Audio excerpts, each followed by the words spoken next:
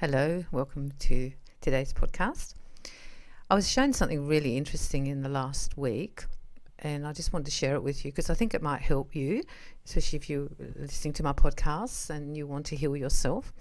And I was shown how we can hold our fear in our kidneys. Now, the Chinese meridian and all the acupuncture people, they know this already, and they will also be aware that there are different points around the body. There's the kidney meridian and then the bladder, and that we hold fear in both those areas. And the Chinese meridian idea is that we're not only just physicality, we're also emotion, and that these emotions get caught up in the meridians. So I was very interested and excited when I was shown, it wasn't really that good news, was it? How much fear I had in my kidneys.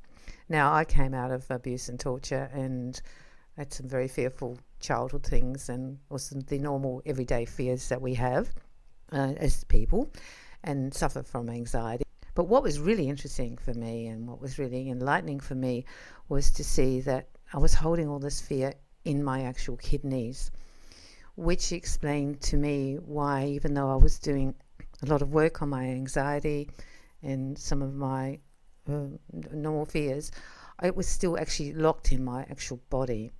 And that's why I wanted to do this podcast, to make you aware that if you are fearful and suffer from anxiety, I'm actually thinking that, like me, you've probably got fear in your kidneys. I used a pendulum to release it.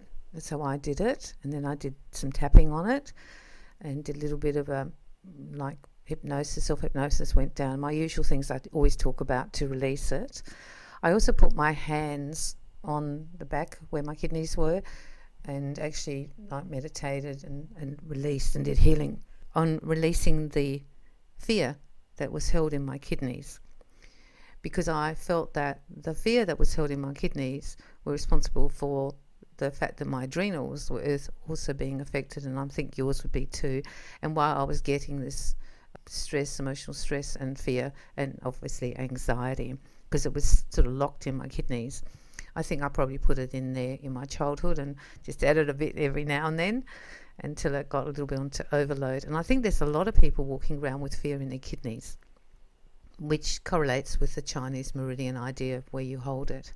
You can also release the fear from your kidney meridian, and if you Google it, it's on the bottom of your foot and it comes right up to your collarbone on both sides. And you can also do a meditation where you see the meridian. It starts number 1 at the bottom of your feet, so it goes I think to 27. You can Google all this and you just go up there and run light up there to release the fear in the kidney meridian, and that will also be something that you can do to release it. I'm thinking that this is where my missing link was. I'd done all this different work and then they showed me this, and I was kind of excited and pleased that I could actually let it go, because I'd put it in there as a place because I had to store it somewhere because I couldn't deal with it, and I popped it there and then I forgot I had it there, and then I've been walking around with it for a lot of years with it there, and now I'm releasing it. Now you might actually feel a bit funny when you do the release.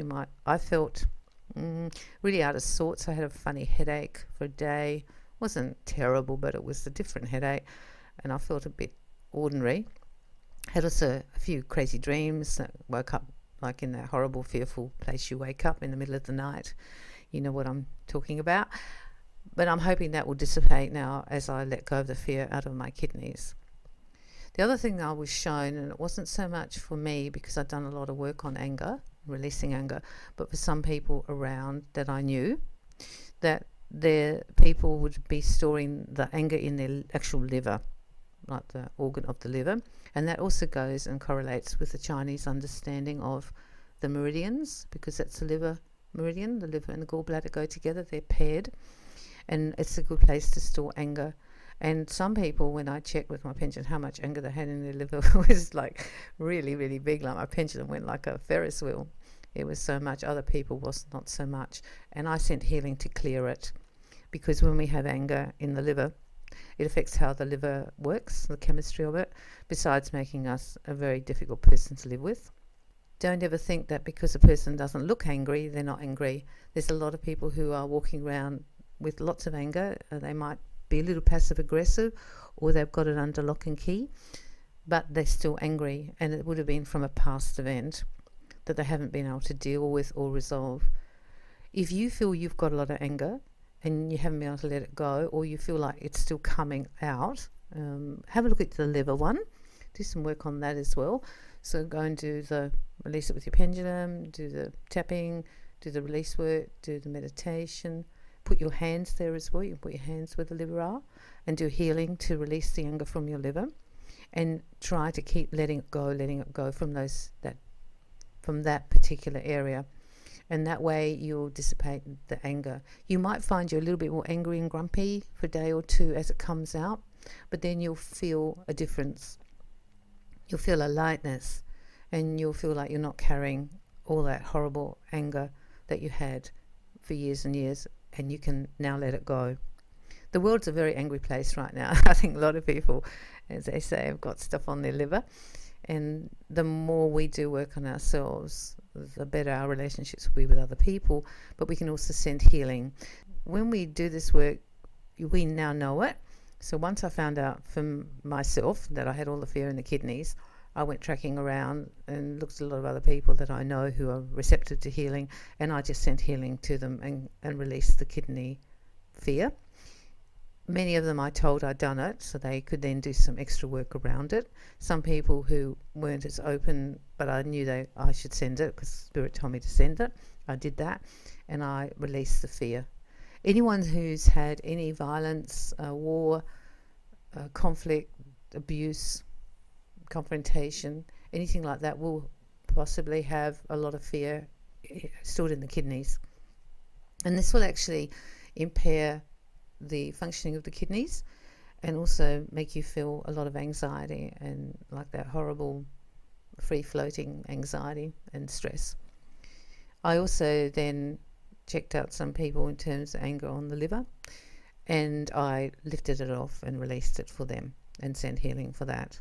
Now, when you send the healing to people, of course, if they don't want it, they'll just put it back, and that's their right. And I like that they have that free will. That's good. However, if you don't send it, they never have a chance, do they? They never have an opportunity. And if you're listening to this podcast, you're an intuitive, you've got a gift, use it. You know, if people don't want it, they'll put it on the doorstep and keep it for later. But if you release the fear and the anger from people, their whole life can actually change, because fear and anger are what drives most of the difficult parts of our world and our life and our inner world, particularly fear. Fear is like inner turmoil and inner struggle. People don't talk about their fears. They just bottle it up and somehow hope it goes away, and when they wake up at 3 o'clock in the morning and they think, oh God, here it comes again. So we're hoping that we can actually lessen that and also have the intuitive feeling when to go back and do another check. I use my pendulum, but I also use kinesiology. Teach yourself the kinesiology. I might try and do a live podcast on that soon on YouTube, where I'll on my page, and that way you can actually test and see how much you've got and how much is gone.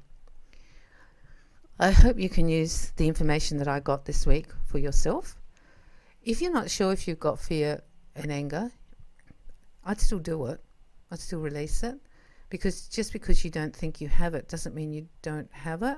I think we just get used to living with things for so long and dealing with them, and it's like we're so used to it. We don't feel it, we don't sense it, we don't know it, but it can still be there. Sometimes other people will tell you, oh, you're an angry ant, or you've got a short fuse. Then you'll know. Or you seem very anxious, you're very nervy, aren't you? Then you'll know. But if you're not sure in yourself, I'd still do the work and release it. The liver meridian goes in the foot as well, and it goes from 1, it goes right up, I think, to 14, which is just like on the ribs on either side. So Google that, and you can do some work on that. And the other thing you might want to do is go to have some acupuncture, or find the acupressure places on the body for the kidney and for the liver.